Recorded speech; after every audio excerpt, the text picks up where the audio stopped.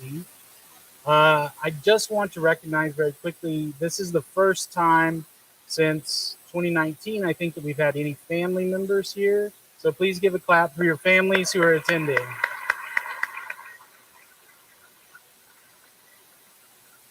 It's wonderful to see the families here. I myself am a parent, I'm a dad. So I know this will be a great opportunity and a great milestone for my family. So I'm very happy you are here and to share this with your child. Um, what we will do now is we will just move right into the program. The first speaker tonight, and I just want y'all to know, did everybody get a chance to access the program? There was a QR code at the beginning. Um, so you can see the speakers. The first speaker is Dr. Nuri Parani. She is our Associate Clinical Dean in the United States. Um, and we will hear about the meaning of the white coat, and she'll give you some inspiring words.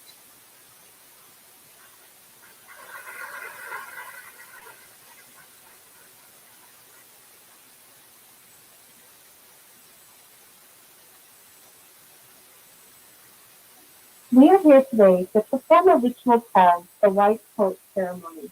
This is essentially a rite of passage welcoming new medical students into the medical profession, albeit as a student member.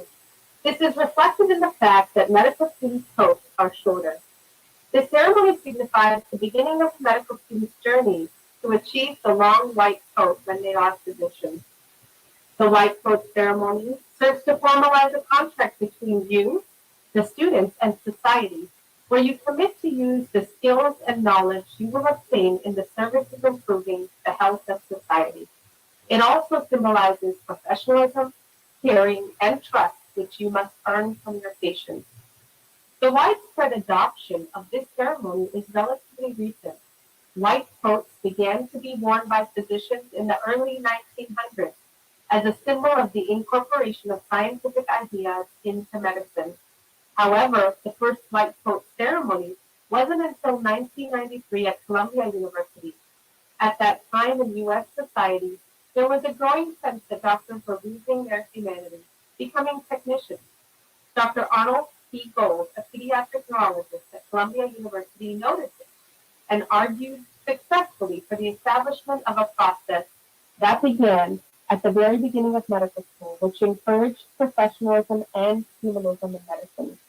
He subsequently established a foundation, the Arnold P. Gold Foundation, which is dedicated to fostering humanism in medicine.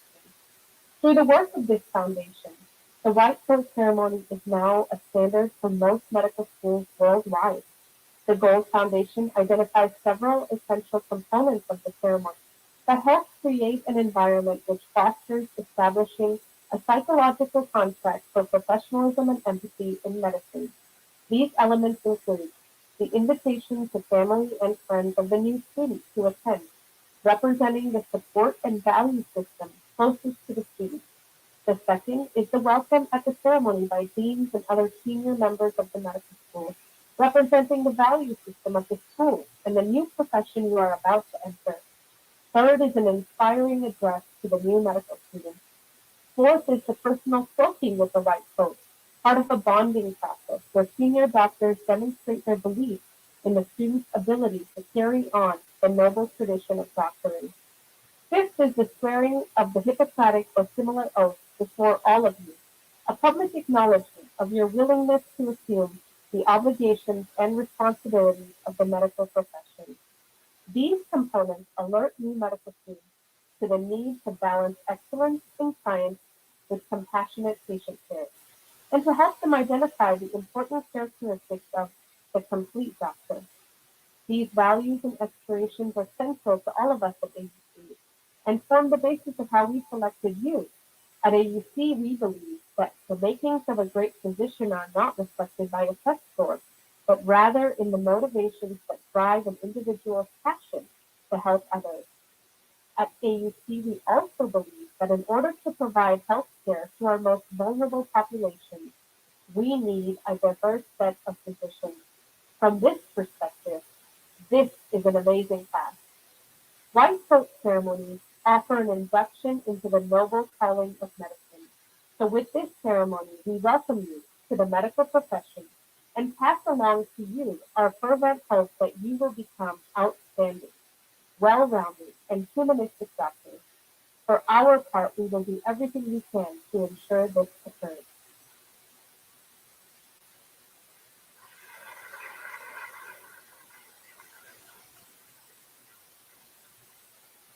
Thank you very much, Dr. Parani. I just wanted to comment that Dr. Parani would have loved to have been here in person, but she is actually stationed in the United States. She lives in the United States, and she visits each of the clinical sites in the United States. Um, but not unlike your classroom experiences, you have a mixture of in person, you have a mixture of online. And I think I saw a couple of y'all reaching the push to double speed the video. How many of y'all actually do watch it at double speed? I'm just curious. Come on, let me see. How many of you watch it at half speed? Okay. Well, thank you very much. And thank you, Dr. Fani. I want to also recognize the faculty, the wonderful faculty who are here teaching you.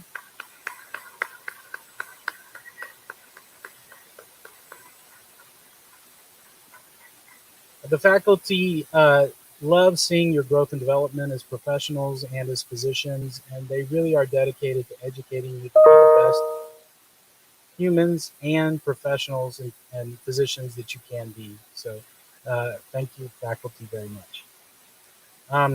Next, we will hear again from your student leader, Ahmed, right?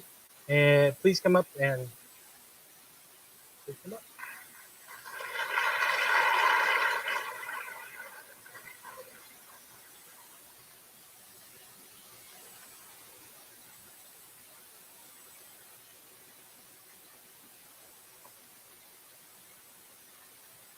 Good evening, everybody. My name is Ahmed Al-Hilali. I'm a second semester rep. My dear friend, brother, and mentor, our president, SGA president, Jason Gilmore, unfortunately cannot be here today, and I've been asked to speak on his behalf. It is an incredible honor to stand before you today as you don your white coats and take the Hippocratic Oath. This is a milestone that I'm sure you all have dreamt about since the moment you decided to embark on this path. The reactions from those in your lives when you informed them you were pursuing medicine, I'm sure, were those of pride. This is a career that is highly revered and sought after. In other words, never lose sight of the privilege we've been blessed with to be here today. Many of you have come from all corners of the world and from all walks of life, and for that, I applaud you. I want you all to think back on the moment you accepted your seats at this institution.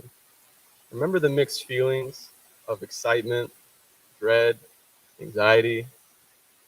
Above all else, however, despite all those mixed feelings, remember that you were answering a calling that pulled on your heartstrings.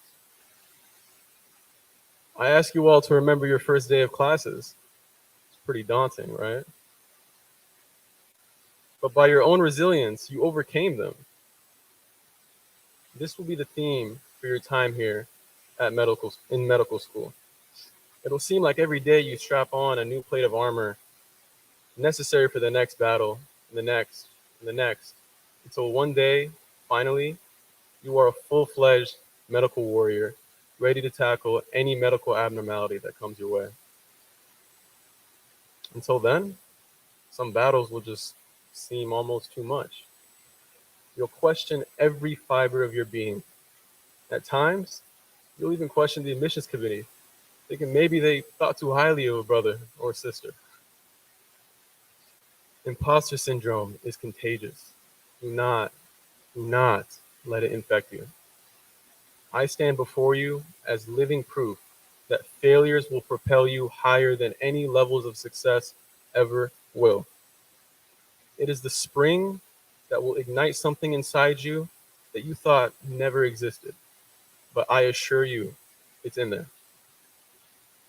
To the proud parents in the audience, I congratulate you on your new in-law. Their name is medicine, and they're going to demand nothing short of excellence from your sons and daughters. You're going to get quite a few complaining phone calls about medicine, but your job is to tell them to buckle up and go hash it out with their new spouse. Rest assured, however, they're in good hands. You've raised tremendous individuals, and you've instilled in them the necessary characteristics for them to be successful on this journey. Now back to the newlyweds. I'm by no means trying to scare you. I'm by no means trying to scare you before you walk down this aisle, so don't run off on me. I'm simply here to remind you all that you were made for this moment and every challenge after. So I'll leave you all with this. Seek knowledge wherever it may be. Spread peace wherever you are. If you forget why you are here, simply remember why you started. I congratulate you all on this momentous occasion, and it is my sincerest honor to welcome you to the AUC family. Thank you.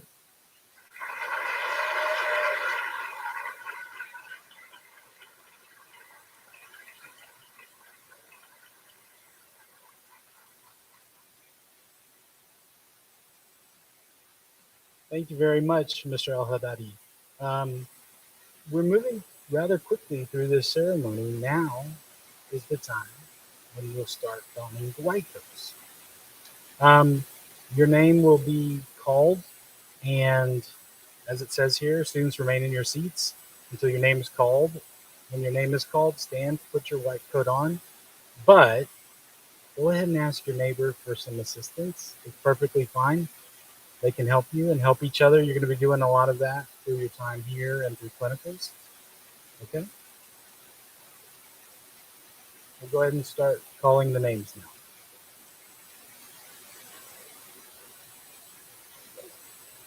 Irini Abraham,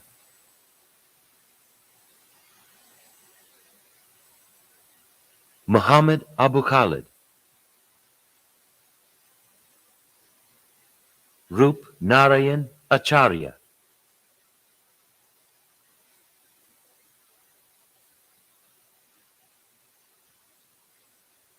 Unwanaobong Afia, Aruj Ahmed,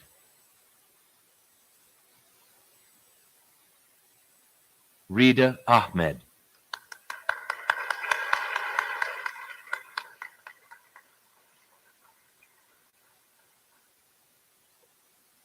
Samuel Aiken,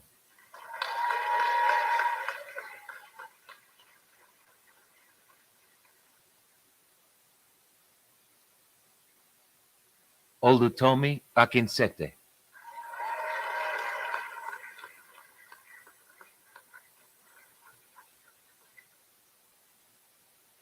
Yawo Akrodou,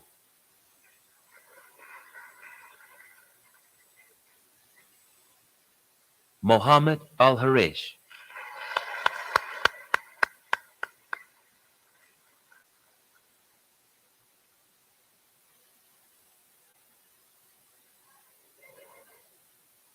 Dylan Wesley Hobson Allen,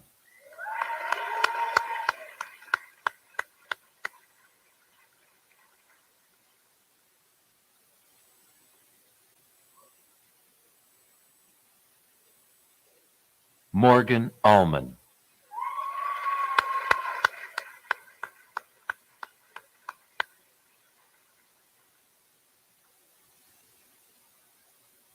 Amber Amador,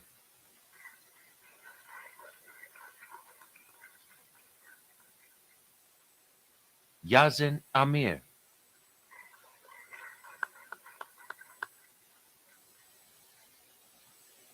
Pierre Andomo Andomo,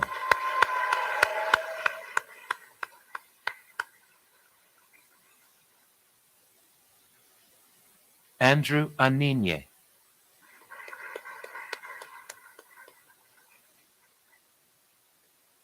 Agnes Onasike,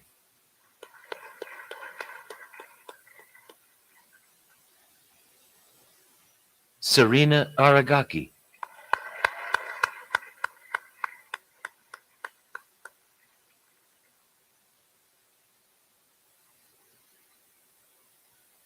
Laya Arieta,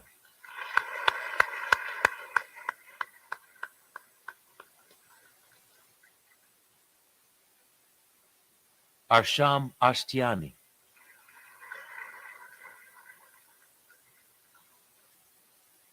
Sam Beatty,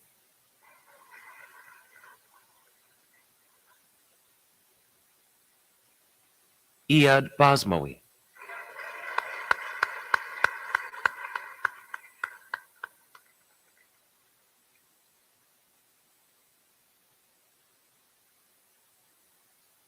Puya Beirami,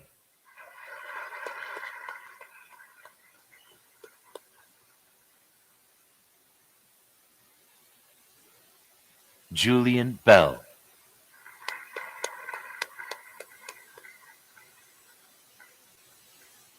Brandy Ina Bertie,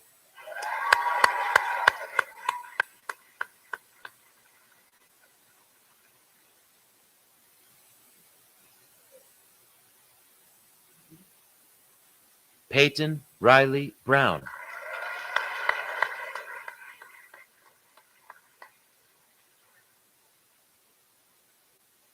Scott Bryan,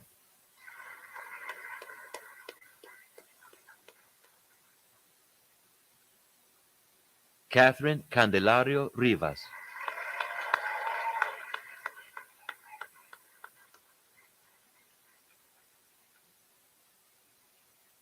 Joseph Carpino,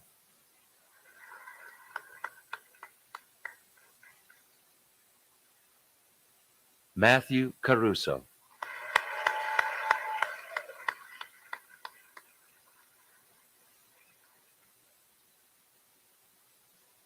Elizabeth Chandler,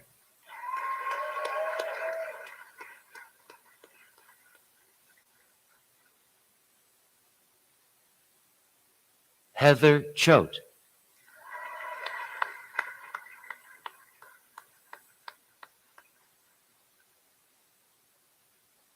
James Kataya,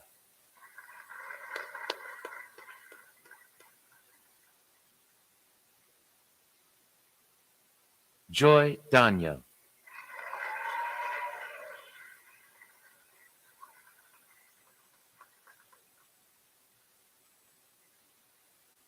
Avo Danielian,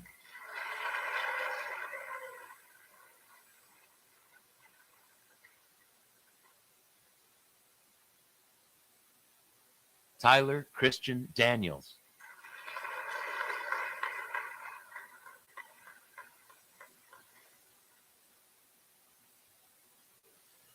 Alexis Davis,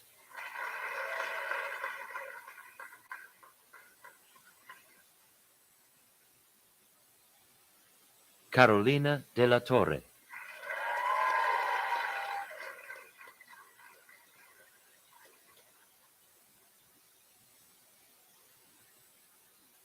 Juana Dean,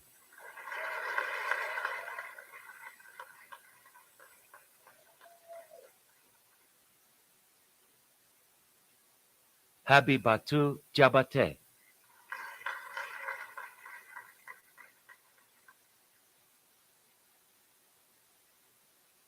Demilis Diaz,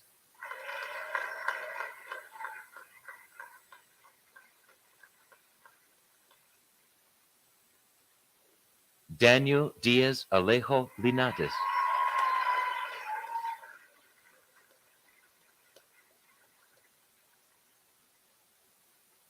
Eric Downs,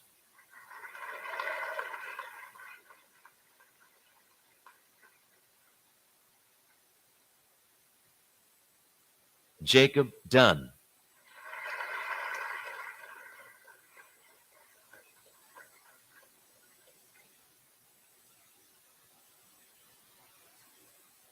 Iyed Elmosa,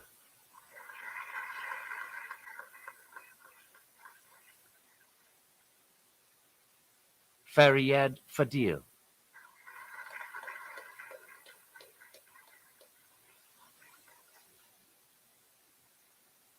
Joshua Ray Fuel,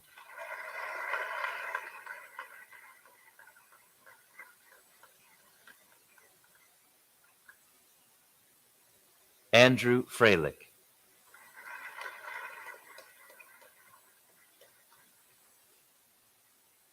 Leander Galan.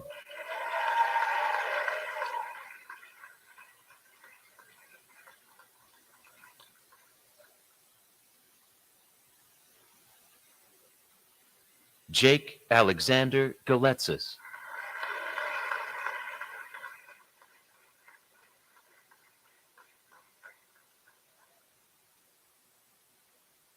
Christina Garibaldi.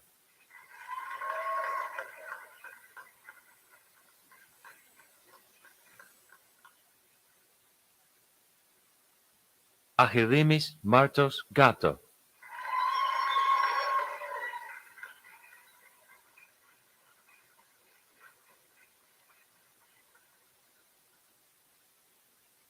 Hannah Gill.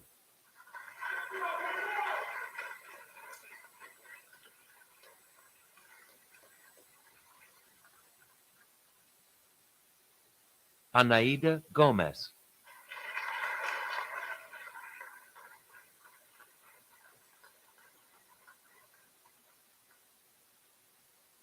Emily Samantha Gomez.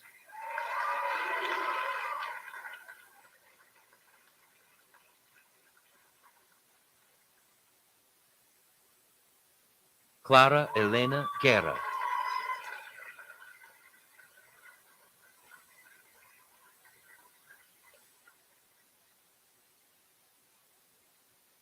Karim Hakani.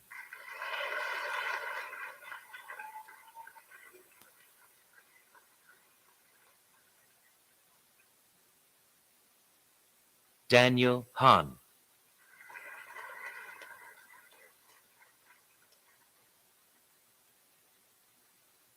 Alyssa Hayden.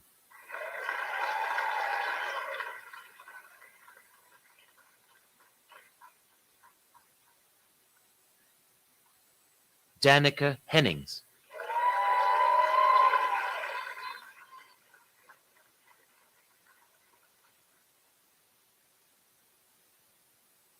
Morlin Huffington.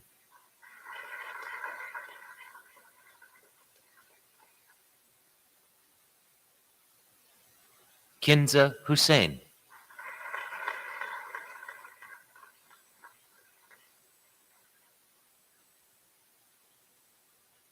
Sally Idris.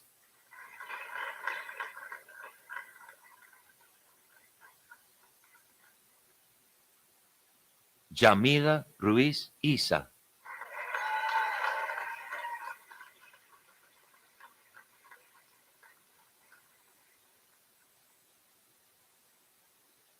Amar Jan.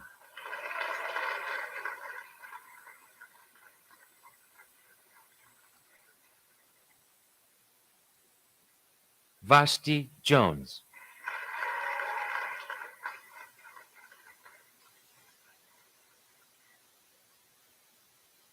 Shakira Kanaganayagam.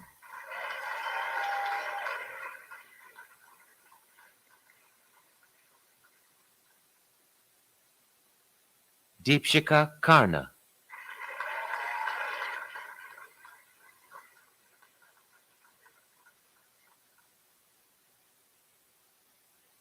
Priya Dinesh Kati.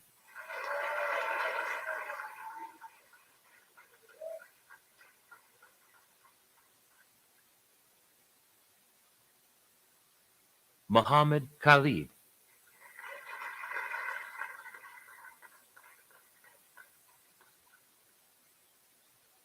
Jackie Ko.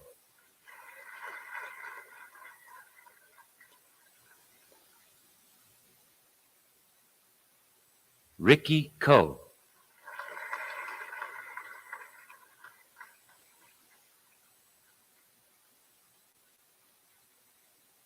Kevin Kite.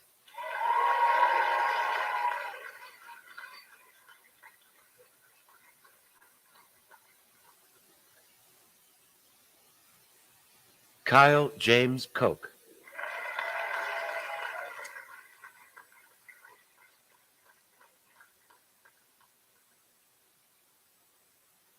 Nadia Kolchin.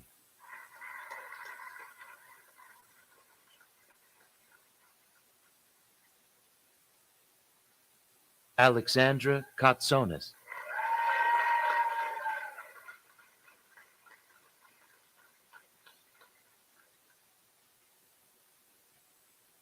Pavel Kovtunov,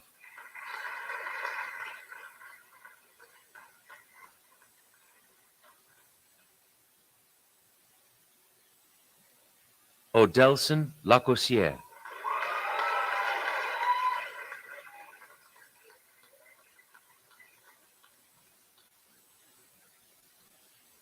Ashley Lesama,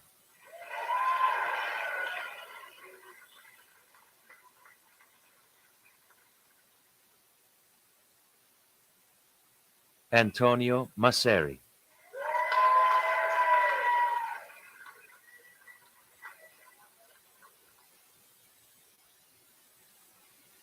Jada Mack,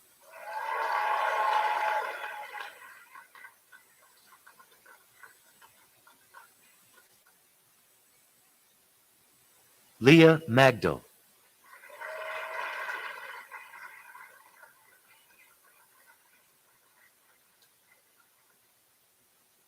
Sergina Nesteli Maignan,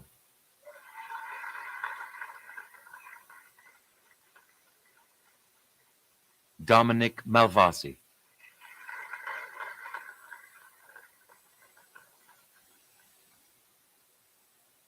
Ibrahim Matar,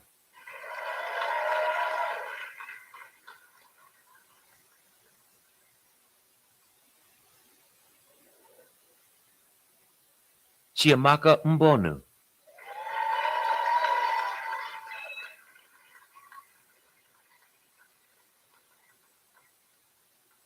Priscilla Merlino,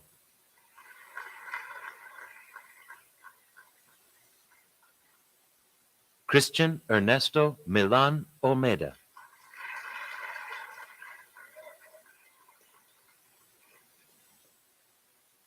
Claudia Miranda,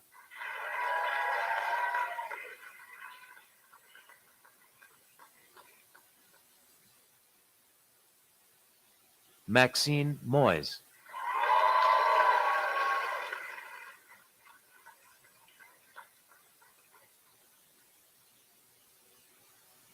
Violetta Mora,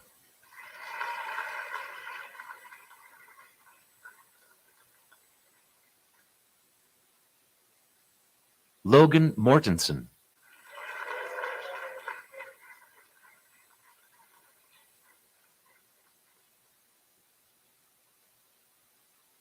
Kamala Nicole Mullins,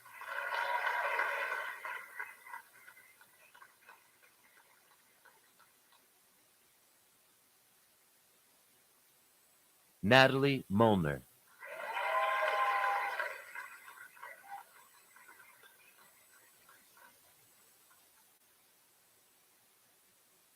Mohammed Munir,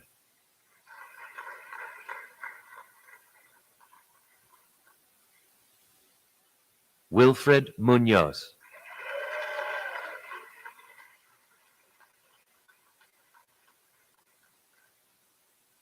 Dea Musarai,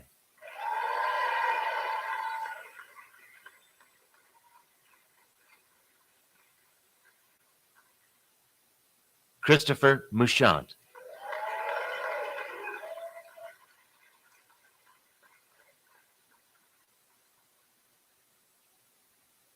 Mirna Nasif,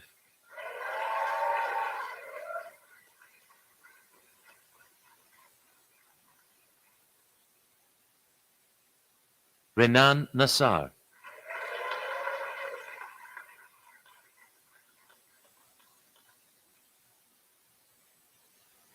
Abison Ndimbe,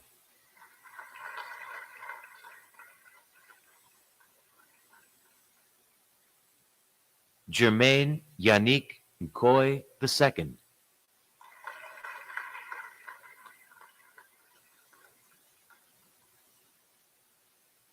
Julia Alyssa Elke,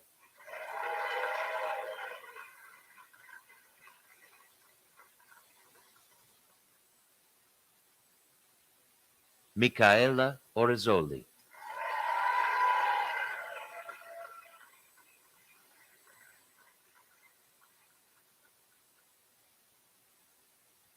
Chimezye Michael Osandu Jr.,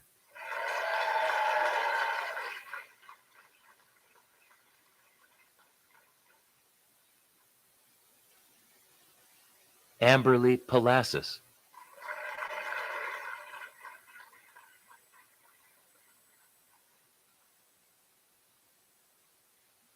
Andrew Palasas,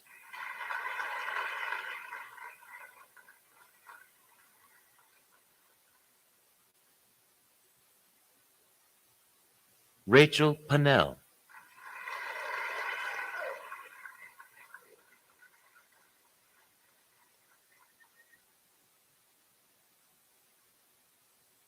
Jennifer Paz,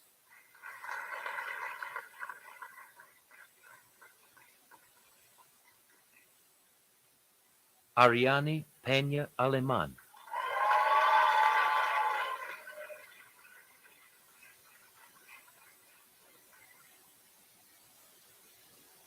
Grace Perez,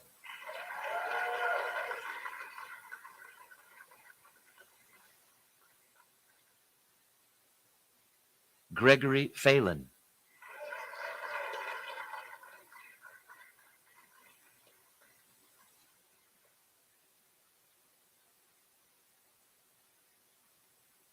Chantel Phillips,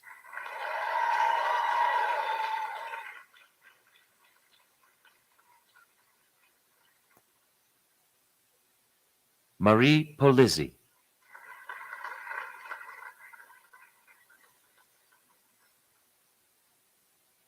Andres Puentes,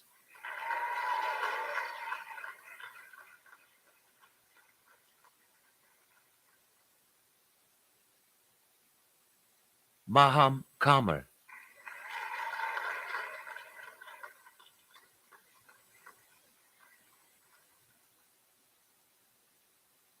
Kimberly Loiza Ramirez,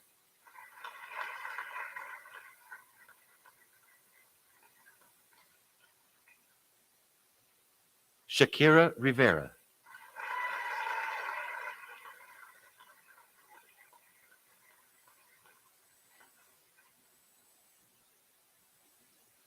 Gabriela Rodriguez,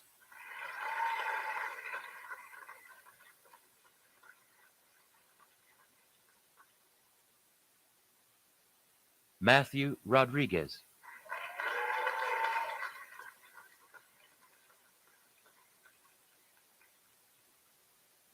Buladar Rustia,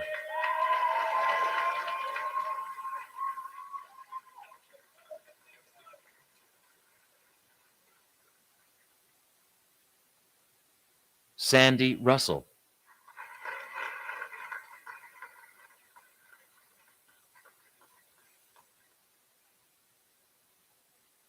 Julia Ryan,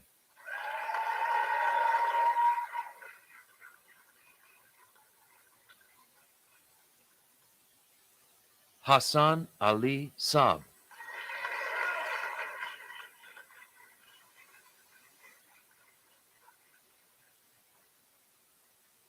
Mitchell Sager,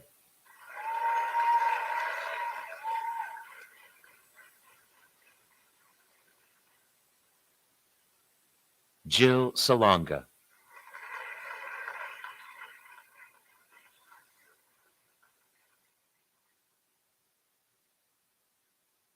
Milton Sandoval Limas,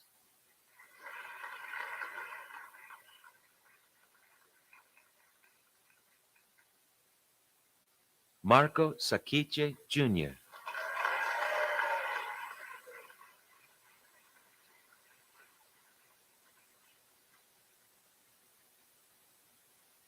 Sandia Senthilnathan,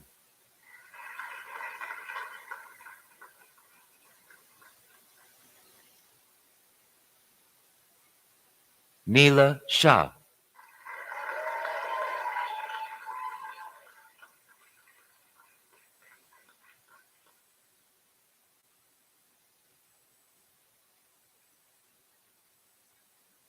Vamika Sharma,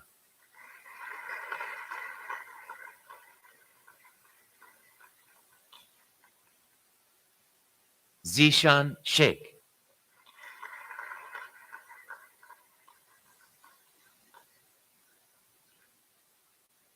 Amritpal Singh,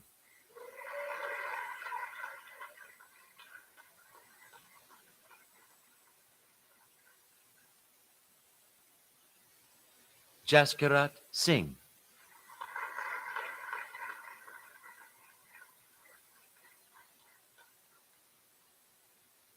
Morgan Lythe Dorothy Springer,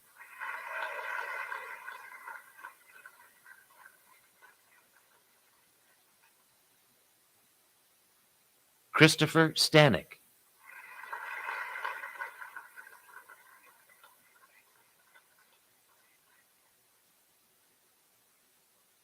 Ricky Johnson,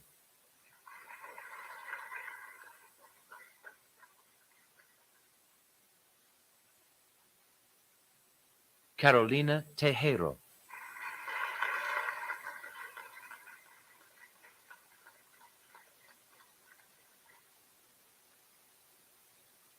Kashela Tharp,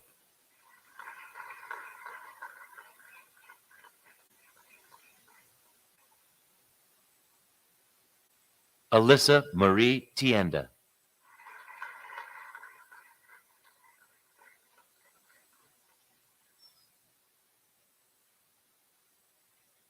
Brendan Walsh,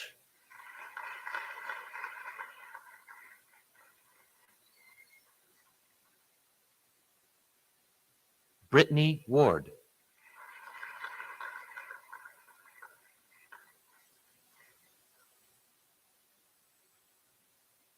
Aaron Washington,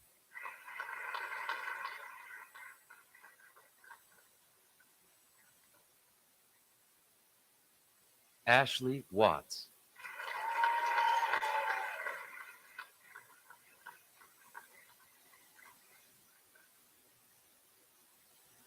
Tiffany Watts,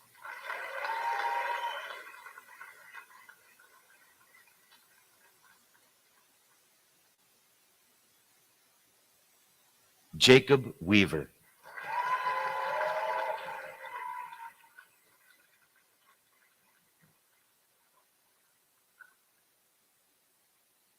Precious L. Williams,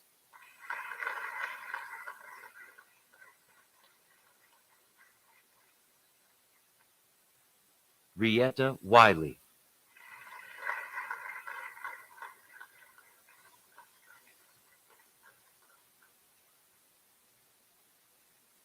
Danyang Shu,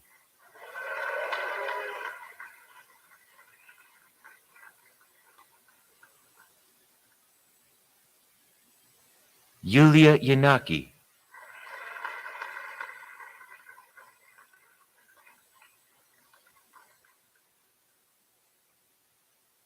Abanoob Yusuf,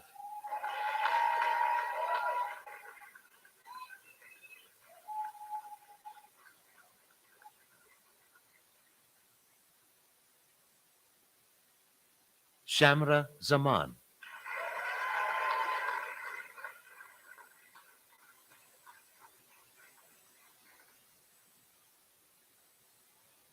Emoy Zamora,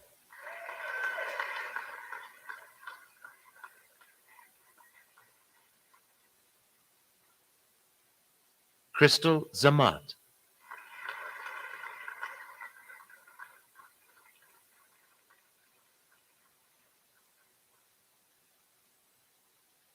Evan Zamat,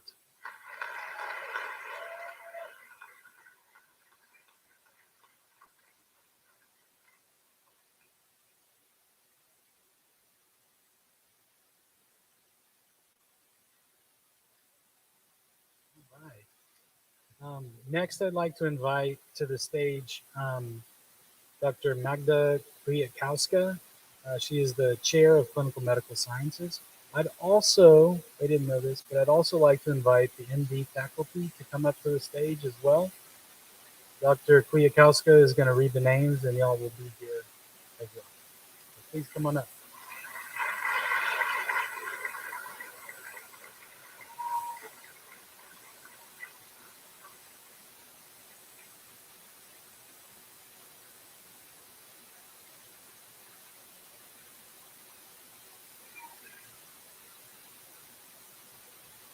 While they're coming to the stage, I just want to recognize that there are a large number of students who are remote this semester, and thank you for clapping for them. They're watching at home, participating at home with their families, as you are here with your families. So now I'll go ahead and turn it over to Dr. Cleokowski. Good evening, all. This is special evening for all of you. You are going to remember that till the end of your medical school, and later on you will also remember that. That's a special evening. You've got your white coats now. Please take good care of them. Make sure that they are always clean and they are ironed because you need to look professionally. And the Hippocratic Oath is an oath of ethics that historically was always taken by the physicians, but this is very long and nice tradition of AUC, of American University of the Caribbean, to take this oath during the white coat ceremony. So we would like to ask all of you to stand up.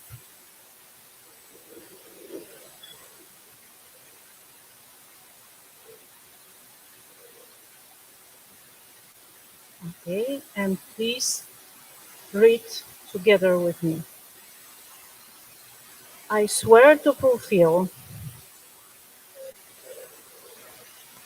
to the best of my ability and judgment,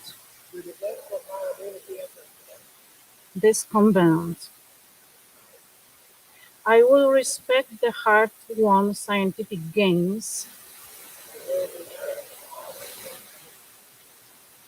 of those physicians in whose steps I walk, and gladly share such knowledge as is mine with those who are to follow. I will apply for the benefit of the sick all measures that are required, avoiding those twin traps of overtreatment and therapeutic nihilism.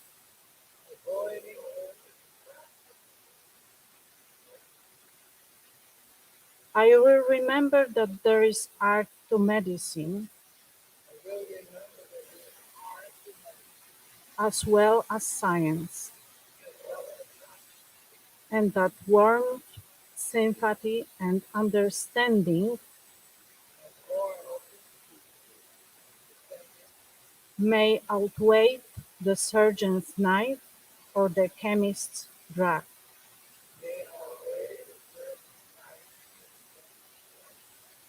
I will not be ashamed to say, I know not,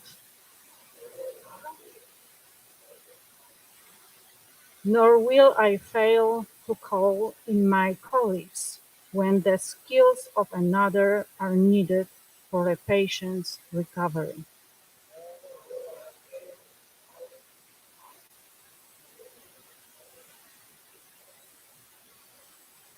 I will respect the privacy of my patients,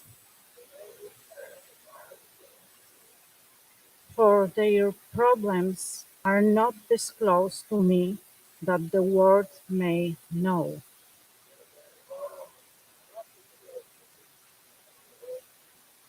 Most especially must I treat with care in matters of life and death.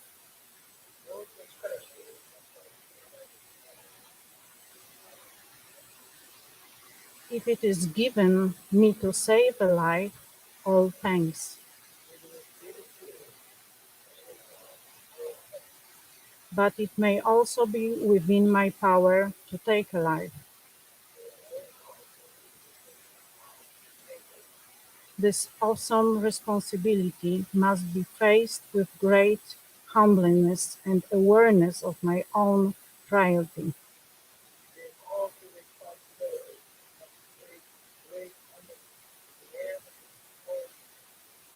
Above all, I must not play a god.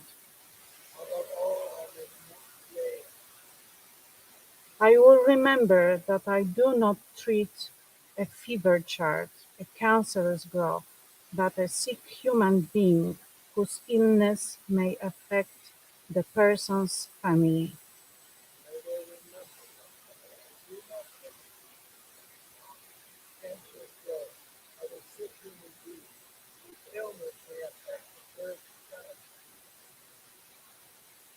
My responsibility includes these related problems if I am to care adequately for the sick.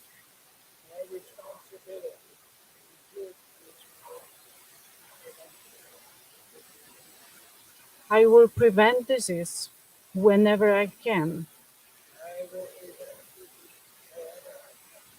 for the prevention is preferable to cure. I will remember that I remain a member of society with special obligations.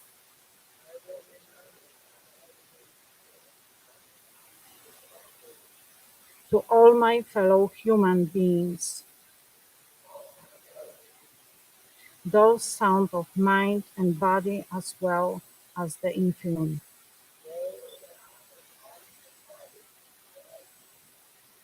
If I do not violate this oath, may I enjoy life and art respected while I live.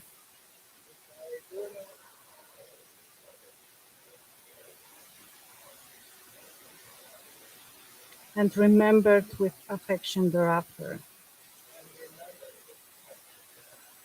May I always act so as to preserve the finest tradition of my calling.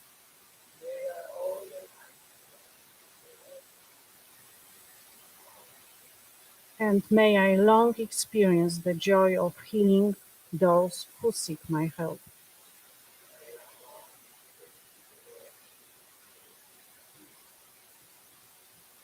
Thank you.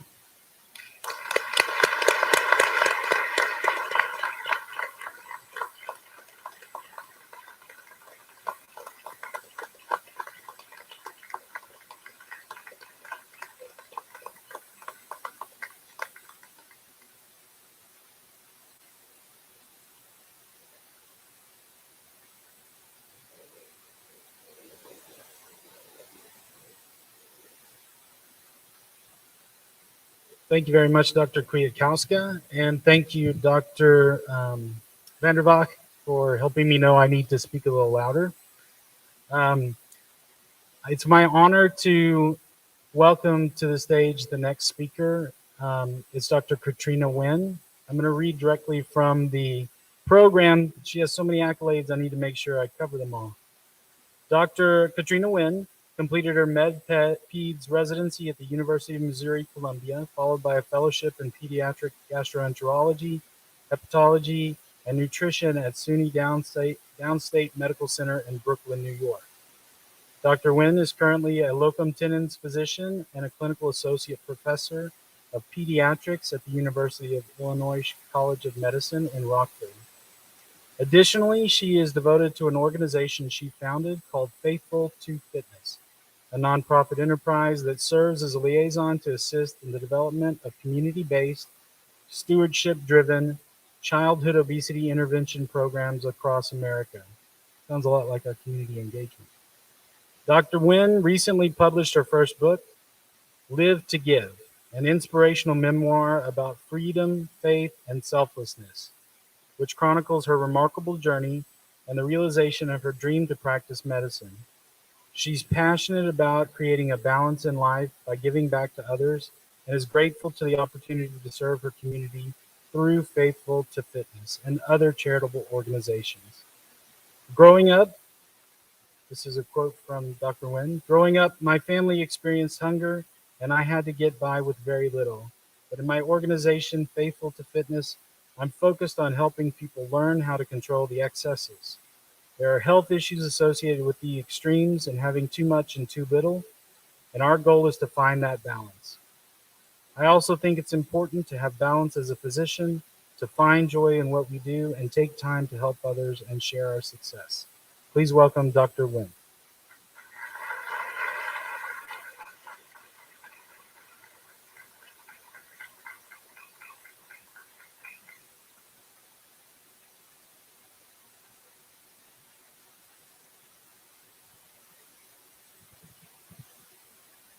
Thank you for having me here today. It's an honor. 24 years ago, I was sitting where you are, wondering if I was going to make it. I hope sharing my story today will inspire you.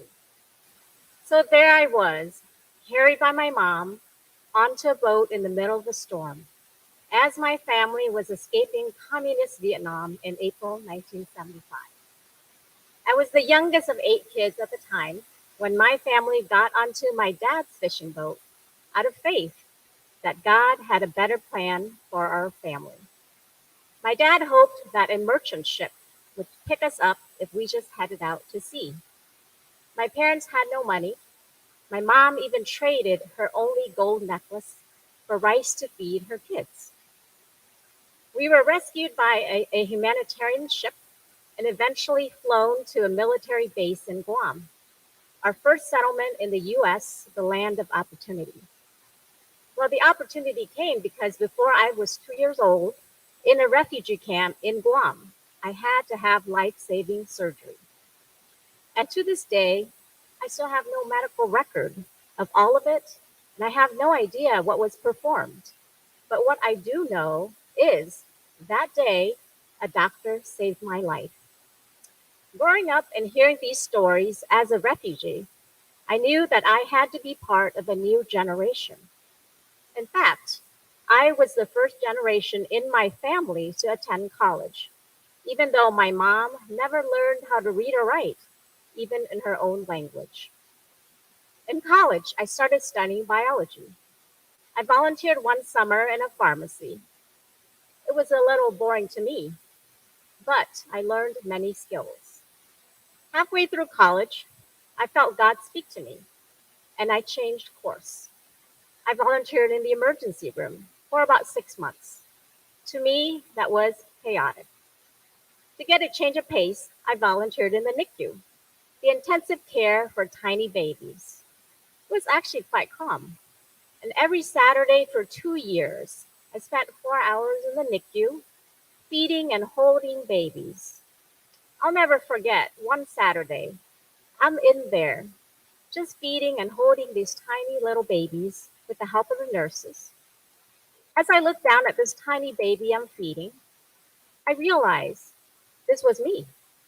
This baby is alive today because some doctor dedicated himself or herself to studying medicine to the best of their ability.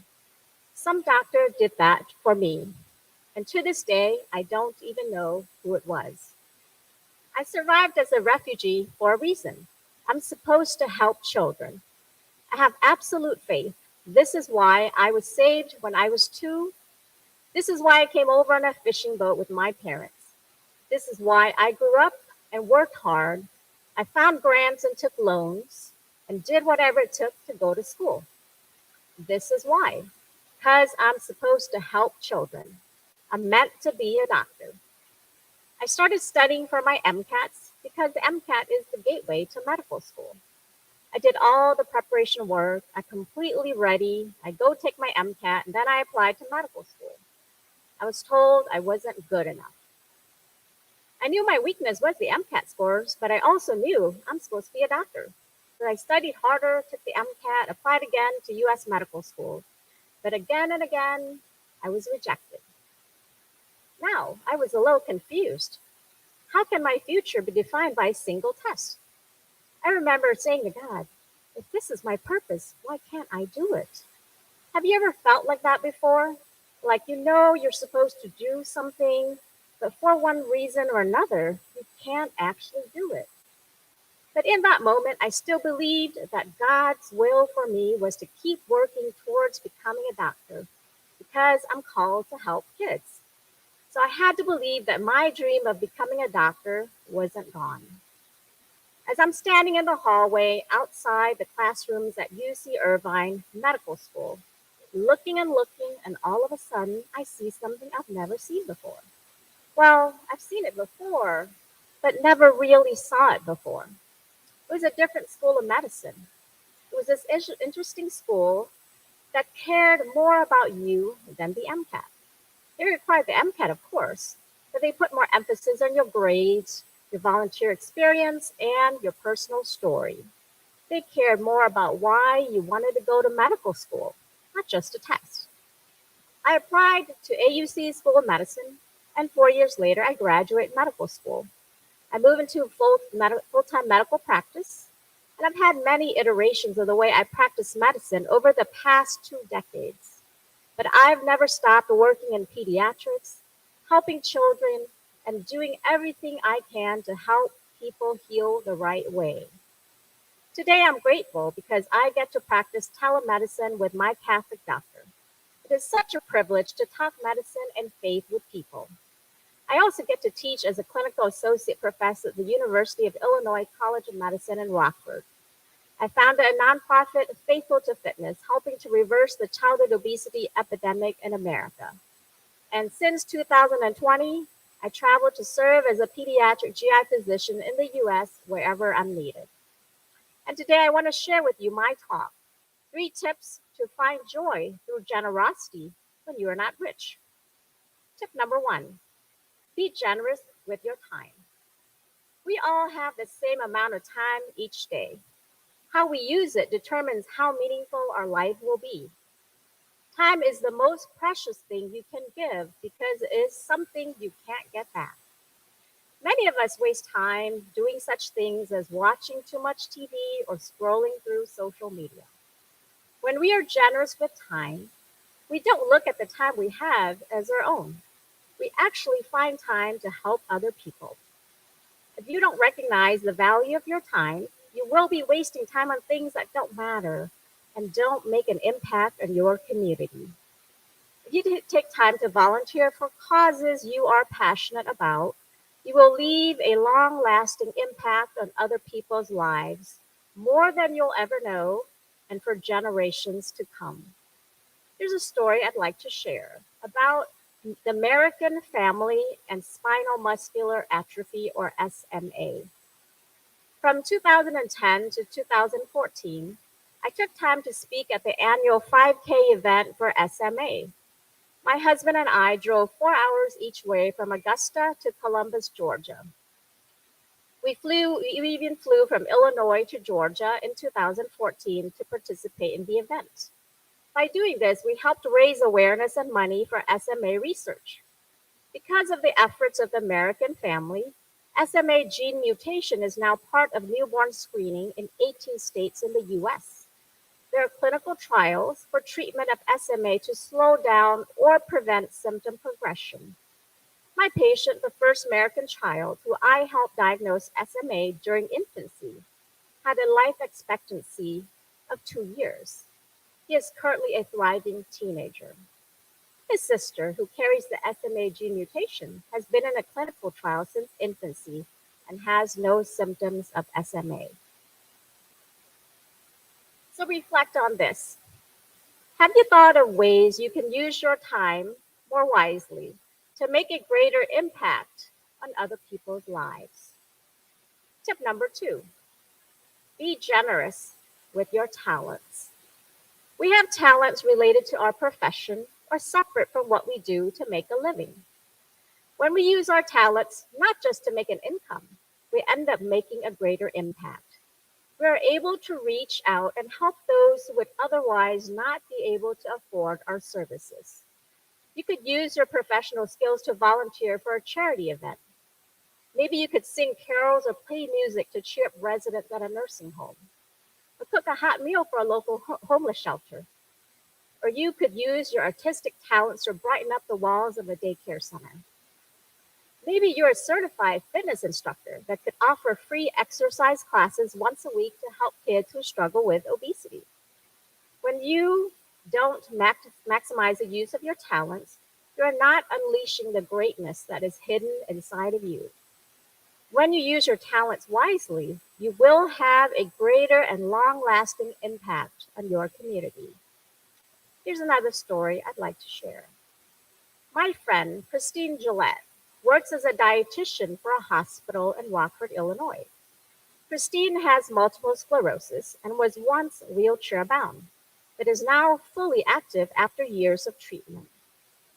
Since the founding of my nonprofit, Faithful to Fitness, in 2014, She has been volunteering every Saturday to provide free hands-on nutrition lessons for families who struggle with obesity-related health problems. Families in our program often cannot afford to pay for a dietitian. So Christine is offering her free services to help families achieve better health outcomes. So reflect on this. What hidden talents do you have that could be put to use and positively impact the people in your community? And finally, tip number 3. Double the generosity with the small amount of money you have. Many people think that they can only be generous if they are rich. But if you just work with what money you have at any stage in your life, you will recognize opportunities to bless more than one person at a time by carrying out simple acts of kindness. If you think you can't afford to be generous, then you'll never think about sharing your treasures. When you look at whatever money you have as a blessing, you're more grateful, and this often leads you to find ways to bless others. I've observed this to be true and coined this statement. Gratitude breeds generosity, generosity breeds joy, and joy leads to wellness. A few stories regarding generosity and your treasures. A patient of mine named Morgan was selling coupon cards to raise money for her track and field team. The businesses included on the coupon cards were not located in my city. I decided to purchase 4 cards totaling $100. I gave the cards away to people who lived in her city but couldn't afford to buy the cards. In another story, I sponsored a table for 8 people for an annual gala fundraising event at a local Catholic high school. My husband and I couldn't attend the event, so we gave the tickets to people who wanted to go but couldn't afford it. These 2 stories demonstrate that you can double your generosity by spending the same amount of money. So reflect on this. Have you thought of ways you can set aside a small amount of money to support fundraising events? Remember, it's not how much you give, but it's the love that you put behind giving is what matters the most. Your desire to make a difference in other people's lives is what will lead you to act generously. So here's my simple call to action. Use your time, your talent, and treasures more wisely to make a greater impact on your community. In order to lead a more meaningful life, always be grateful and generous because this will lead to overall wellness. So as a recap, be generous with your time, be generous with your talents, and double the generosity with the small amount of money you have. In closing, if something is important to you, you'll find a way. If something is not important, you'll find an excuse. Generosity should be important to anyone who works in healthcare. And this is why I wanted to share with you my tips on ways to find joy through generosity when you're not rich. I hope you will remember this message of generosity, joy, and wellness throughout your career. You might not always be the smartest person in the room, but you can always strive to be the most compassionate and generous. Congratulations to all of you as you embark on your medical career. Thank you for having me.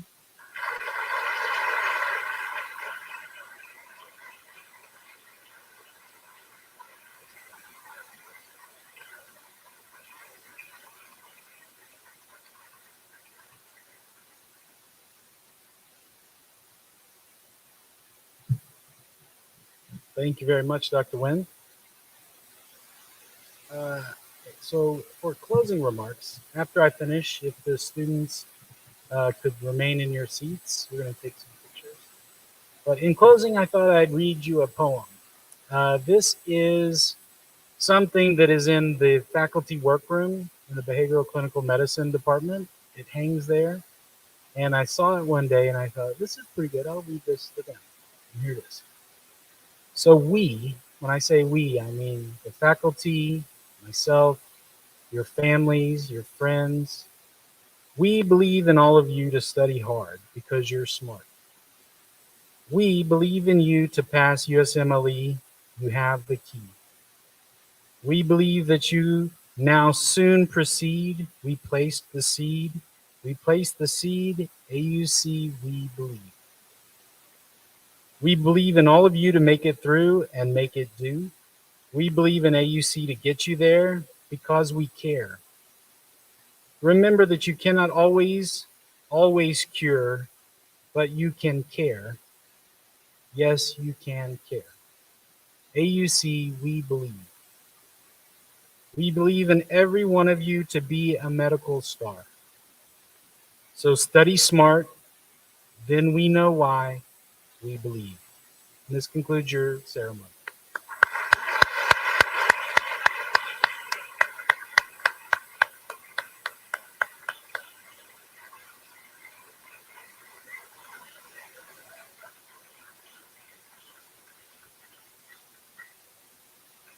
Okay, congratulations, everybody. If the friends and family could go ahead and exit the auditorium, we'll get all of the students here in the middle and we'll take a wonderful picture.